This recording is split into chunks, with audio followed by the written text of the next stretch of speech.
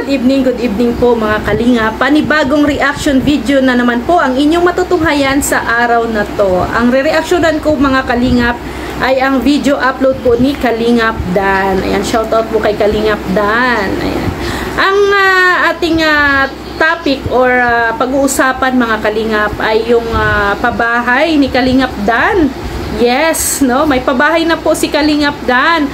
At yun nga ang bahay ni Super JR, no. Sino nga ba si Super JR mga kalingap?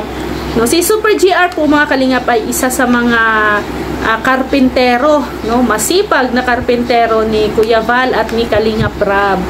So, yan po mga kalingap, si Kalingap Dan po ay sinisimulan niya na po, no, na ipagawa yung bahay ni Super JR. So ito ay sa pagkakaalam ko, parang first time ito sa channel ni Kalingap Dan na magkaroon siya ng content na pabahay, no? So ito yata ang bahay ni Super JR. So ito mga kalingap, no, hopefully maging tuloy-tuloy na itong pagiging pabahay ni Kalingap Dan. Kagaya po sa ginagawa din po ni Kuya Val, ni Kalingap Rab, and Ruel of Malalag. Siyempre, mas maganda yun na pag sila na lahat, no, na matubang family, ay may mga na po, may mga sariling proyekto, no, dito pabahay. So, congrats po sa inyo. Congrats kay Kalingap Dan. So, nakita nyo naman ang dyan po sa video na yung bahay ni Super JR. So ginawa daw po ito 3 days, no? 3 days na daw itong bahay na ito ni Super JR. So sila lang na mag-anak ang gumagawa ni syempre, 'di ba, si Super JR ay marunong naman siyang gumawa ng bahay, no?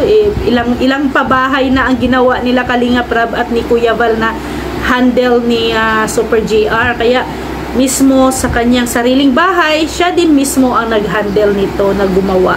So nakita na natin, no, medyo kwadrado na, kulang na lang yung kanyang mga bubong, no, ang poste. So pero yung hollow block naka-form na po siya. No, so ang sabi ni Super JR, ang design daw po ng kanyang bahay ay kagaya din daw po ng ginagawang pabahay ni Kalingap Rab. No, so yun kasi yung mga latest ngayon, 'di ba, na mga pabahay, yung mga bahay na pinapagawa ni Kalingap Rab, yan yung mga latest pabahay design ngayon. So target ni Super JR na hindi daw ito aabot ng 1 buwan ang kanyang bahay, no, matatapos din daw yan. Then plano din ni Kalingap Dan na maybe yayain si Kalingap Rab dito po sa bahay ni Super JR. Syempre tuwang-tuwa din po si Kalingap Rab sa bahay, no, na pinapagawa ngayon kay Super JR. Siyempre, matagal nang nagtatrabaho si JR, mas tagal na nakasama nila Kalingap Rab si JR. Kaya tuwang-tuwa siya sa may mga nagbibigay, no, na sumusuporta, lalo na kay Kalingap Dan, no, para sa bahay ni Super JR. So, sabi nga ni Kalingap Dan, no, kasi nagtatrabaho po si Super JR kay Kalingap Rab, no, doon, kasi lalo na pag may mga proyektong pinapagawa, so si Super JR po ang madali-dali po na matatawag at gumagawa po ng bahay, no, nila. So if ever na wala naman po pasok si Super JR, saka pa siya gagawa sa kaniyang bahay. Pero mas yung duty niya, no, trabaho niya kay kay Kalingap Rab. So if ever may duty naman si Super JR, ang gumagawa po doon ay yung bayaw at saka yung tatay po ni Super JR doon, no, doon sa area. At nandoon naman ang kanyang misis na umaalalay din, nagbibigay ng pagkain, merienda, kung ano pa ang needs ng mga gumagawa po doon sa bahay nila Super JR. So, ito si Super JR mga kalingap ay deserve din po talaga nila na matulungan. No? deserve nilang matulungan kasi ito si Super GR po ay nagre-rent po ng bahay.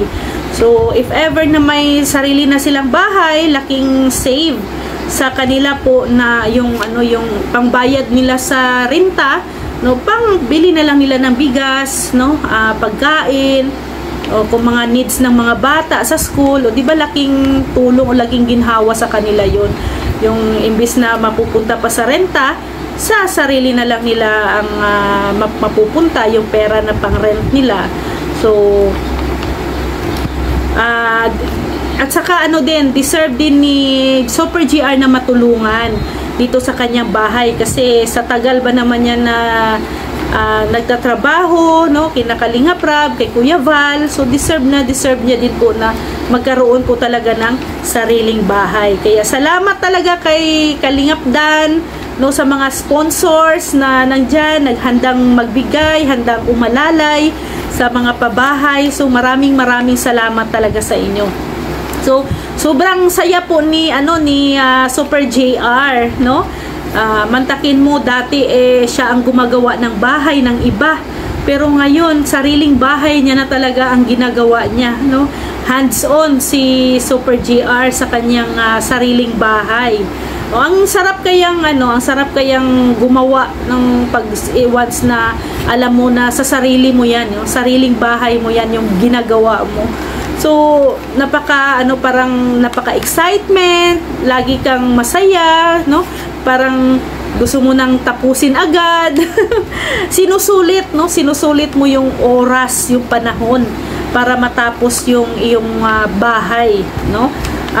So si Kalingap Dan, excited din si Kalingap Dan, no, na matapos ang bahay ni Super GR. Gusto niyang makita yung kabuuan ng bahay nung magkaroon na ng bubong, no, magkaroon ng terrace, o di ba? So si Papa Dan, syempre first time niyang magkaroon ng pabahay sa kanyang channel.